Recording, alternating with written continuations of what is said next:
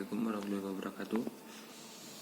Perkenalkan, nama saya Insan Abid Bahtiar dari kelompok 2. Bab yang pertama adalah Social Policy, the rise and fall of welfare corporation. Yang kedua adalah Public Finance, the fiscal crisis of the post-war. Yang bab terakhir adalah Corporate Governance, the decline of government. Dengan kelompok yang beranggotakan, yang pertama adalah Desi Rahmadana, yang kedua Demas Dewawanda, dan saya sendiri Insan Abid Bahtiar. Selanjutnya Muhammad Yusron Al-Kabir, yang terakhir adalah Nila Alfiroma. Oke, langsung saja. Di sini saya akan menjelaskan pada bab yang pertama, yaitu Social Policy, the rise and fall of welfare corporation. Menurut Katzenstein 1987, seperti di sebagian besar negara kesejahteraan, Bismarck mengorganisir bisnis dan tenaga kerja di Jerman selalu berbagi dalam tata kelola sistem jaminan sosial. Jaminan sosial adalah bagian dari pola pembagian otoritas publik yang lebih luas antara kelompok sosial terorganisir dan apa yang Katzenstein dalam karya Mani tentang Republik Federal disebut negara semi berdaulat.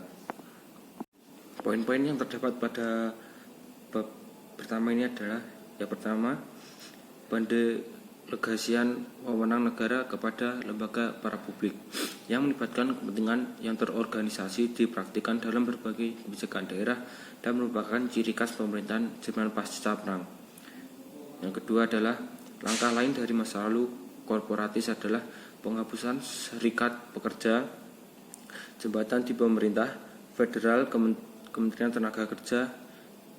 Yang kedua, kabinet Sorder, kementerian digabung dengan Kementerian Ekonomi, urusan dipimpin oleh Demokrat Sosial sayap kanan terkemuka. Yang ketiga adalah, namun ini terbalik ketika koalisi besar perlu meningkatkan jumlah di kabinet tahun 2005.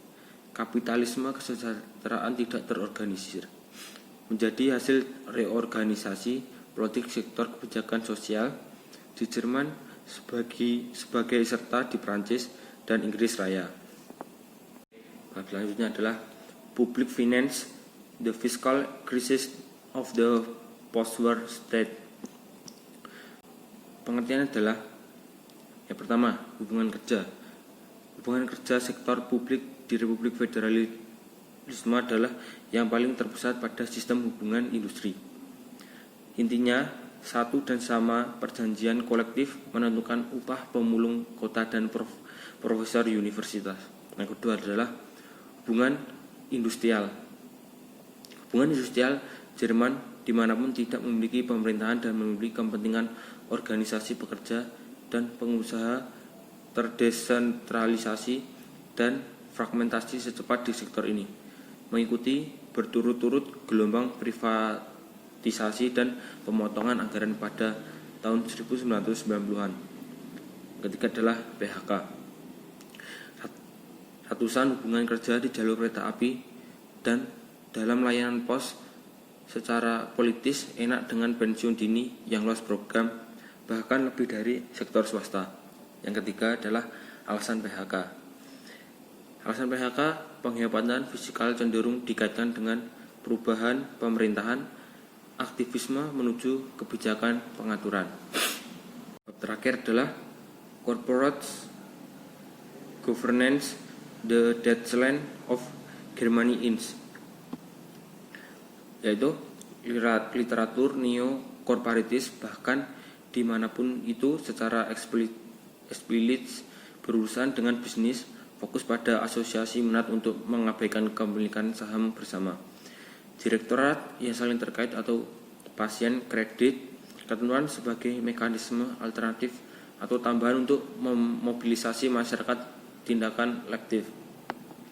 Simbol korporatisme Jerman pasca perang bahwa dari kisah kedua pria, Schleyer dan Otto Brenner, seharusnya dapat mengembangkan hubungan kerja yang efektif berdasarkan saling menghormati dan dipercaya. pengambilan sekarang menjadi praktik yang mapan di ekonomi Jerman. Dan pada profilisasi pasar untuk kontrol, untuk akun ringkasan yang berguna dari perubahan tata kelola perusahaan Jerman berdasarkan sejarah pengambilan di Jerman selama tahun 1990-an. Selanjutnya adalah poin-poin pada bab yang terakhir ini adalah yang pertama adalah secara umum kenaikan yang cepat di gaji manajerial dalam 1,5 dekade terakhir dapat diartikan sebagai kasus perampokan di jalan raya. Yang kedua adalah dengan manajer mengeksploitasi kesenjangan dalam pengawasan disebabkan oleh penurunan jaringan perusahaan atau sebagai bentuk kompensasi untuk meningkatnya rasa tidak aman manajemen puncak di posisi mereka karena meningkatnya ketidakpastian di lingkungan bisnis. Yang terakhir adalah karena sebagian besar bayaran tambahan berasal dari praktik nilai pemegang saham baru dalam membayar manajer berdasarkan saham opsi itu. Itu juga dapat dilihat sebagai bentuk eksternal yang menyenangkan, berbasis insentif kontrol oleh pasar, menggantikan pemantauan internal yang kurang menguntungkan oleh bank dan perwakilan pekerja.